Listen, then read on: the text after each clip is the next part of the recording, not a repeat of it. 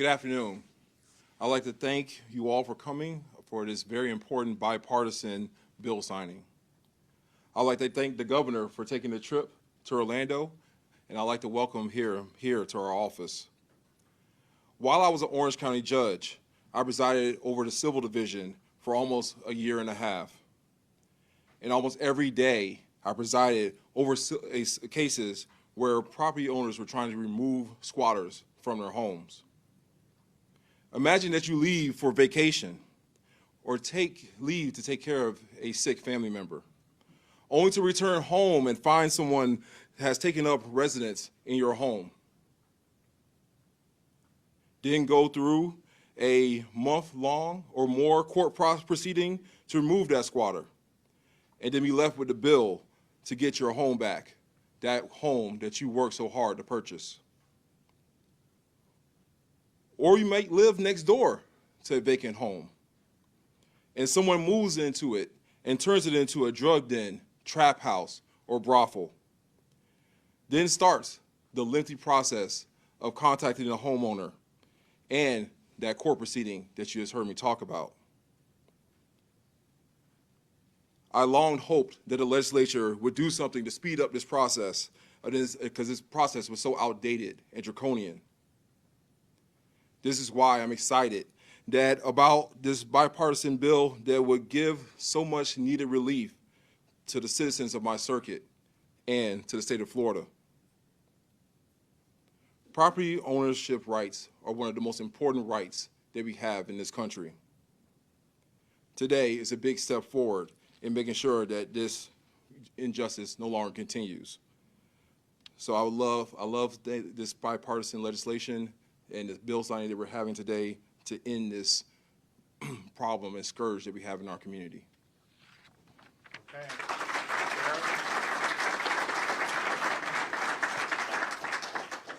Well, thank you so much, Governor. Another reason why people are leaving their states and moving to the great state of Florida. I tell you, you have always stood as an ambassador of public safety, law and justice, in protecting the most vulnerable of this state, and this is another example of that. I want to thank our legislative body, both our delegates here in Central Florida and abroad, because this received unanimous support.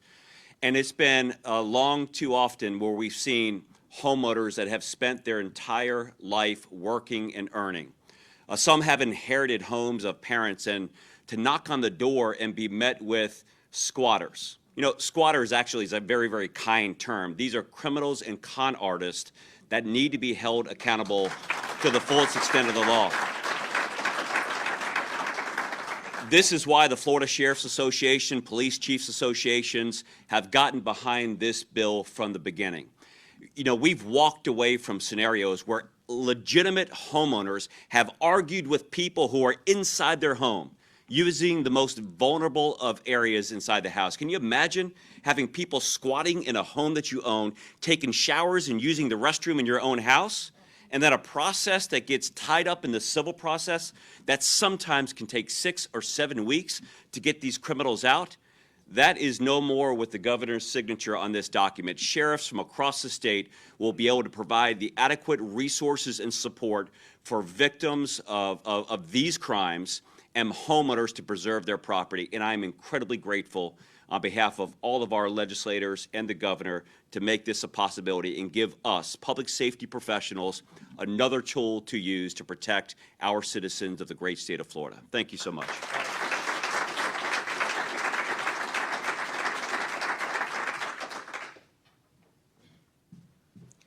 Thank you guys for coming out to hear the bill and to have the governor sign this amazing piece of legislation that we put forward. I started working on this bill about a year and a half ago. I heard the first case of squatting on Fox News, and I thought to myself, I didn't realize this was such a big problem. Patty Peoples was actually on TV talking about it. It happened to her in Jacksonville, and it was too late for me to actually file a bill that session. So I decided, you know what I'm going to do? That's going to be the first bill I file next session. And so I worked all summer long with different individuals across the state that had issues like Patty Peoples had in our great state.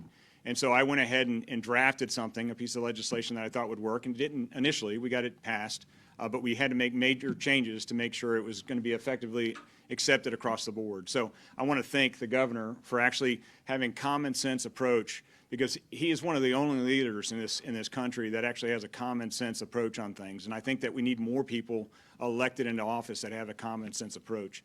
And so I want to thank him personally for taking this bill up. It's not always that you get a bill across the floor, but it was across the floor unanimously in the Senate and in the House. So I want to thank everybody for doing it. Patty, thank you for taking the time to spend with me and talking about this. And I want to thank God for putting me in the position to actually make this change. So thank you very much.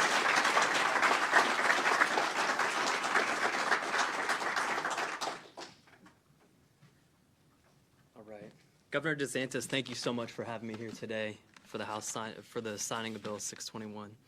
So I'm going to apologize in advance to everybody for reading, but I want to make sure everybody hears me. My name is Justin Melcarrick, and I'm just one of the neighbors that had to deal with squatters invading our street. Squatters turned the house across the street from us into a drug and prostitution house. We live in a good and decent neighborhood flanked by an elementary and high school.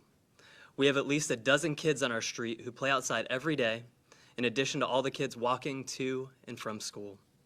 The squatters brought reckless driving, drugs, weapons, and verbal threats to the lives of my neighbors.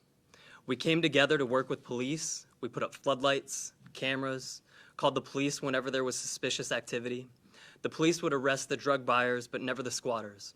The police's hands were tied. This was a civil matter that had to go through the courts. We were told to leave the squatters alone, ignore them, don't engage. As a law-abiding and tax-paying citizen, we were told to stay in our homes while these criminals carried on.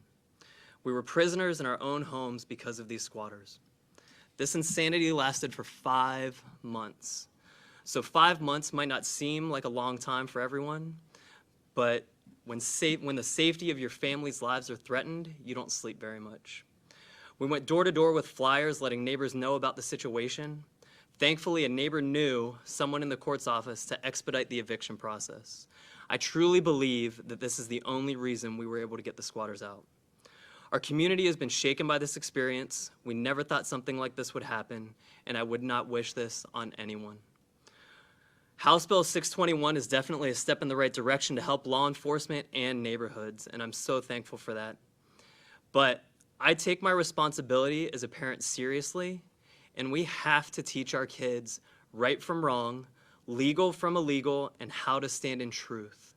I pray the nation takes note of House Bill 621 and moves into truth with it.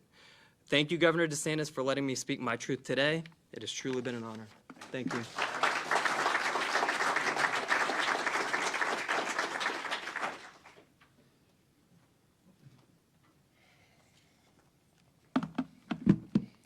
Hi, my name is Flash Shelton, and I am the squatter hunter. First, I'd like to thank Governor DeSantis for making it possible for me to be here and be a part of this historic event. Today is a good day for Florida homeowners. This law bill is a promising start to giving hardworking homeowners the support they need and deserve. There are a lot of people saying that homeowners shouldn't be able to own additional properties to make an income as a landlord, that they are greedy. One woman even posts on social media with 1 million followers that no one should make money without physical labor.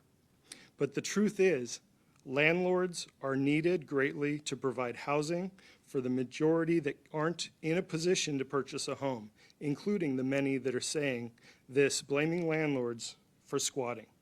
Homeowners and landlords are a crucial part of our economy, and I'm proud to stand up and fight for them. My journey here today started with me just being a good son, protecting my mom, what every good son should do when squatters take over their mom's home. In 2019, after my father passed away, and while we were attempting to sell the home, I was notified that there was a break-in. I did what everyone would do. I called the sheriff. I told them that someone had broken into my parents' vacant home. The responding deputy called me and verified a broken back door. Then he said the words that every homeowner fears to hear. You said it was a vacant home. It appears you have squatters, and there's nothing we can do. I know what it feels like to feel the helpless, hopeless feeling when dealing with squatters, and the law saying it's a civil matter, fearing that long drawn out and costly process. I decided to lift my head up, stand up and fight.